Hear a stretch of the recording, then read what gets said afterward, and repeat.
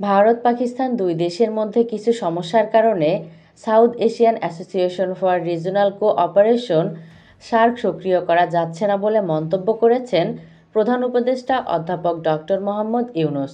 বৃহস্পতিবার SAARC federation of oncologist প্রতিনিধি দলের সঙ্গে প্রধান উপদেষ্টা তার বাসভবন যমুনা থেকে ভিডিও কনফারেন্সের মাধ্যমে বৈঠক করেন। তিনি বলেন, সার্ক আমার কাছে বিশেষ গুরুত্বপূর্ণ। আমি প্রধান উপদেষ্টা হিসেবে শপথ গ্রহণের পরপরেই সার্ককে সক্রিয় করার বিষয়ে বলেছি। ভারত পাকিস্তানের মধ্যকার কিছু ইস্যুর জন্য সার্ক সক্রিয় হচ্ছে না। সার্ক সক্রিয় করে তোলার মধ্য দিয়ে দক্ষিণ এশিয়ার দেশগুলো লাভবান হবে বলে উল্লেখ করে প্রধান উপদেষ্টা বলেন, আমি মনে করি দুই দেশের মধ্যকার সমস্যার কারণে অন্য দেশগুলোকে প্রভাবিত করা উচিত নয়। প্রতি বছর দক্ষিণ এশিয়ার নেতারা যদি সাক্ষাৎ করেন, একসঙ্গে দাঁড়িয়ে ছবি তোলেন, তাহলে গোটা বিশ্বের কাছে বার্তা যায় যে আমরা একসঙ্গে আছি।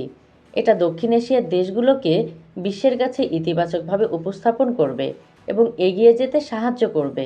ক্যান্সার চিকিৎসা নিয়ে ডক্টর ইউনুস বলেন, ক্যান্সার চিকিৎসায় যে প্রযুক্তিগত সহায়তা প্রয়োজন তা এখনও আমরা পাচ্ছি না।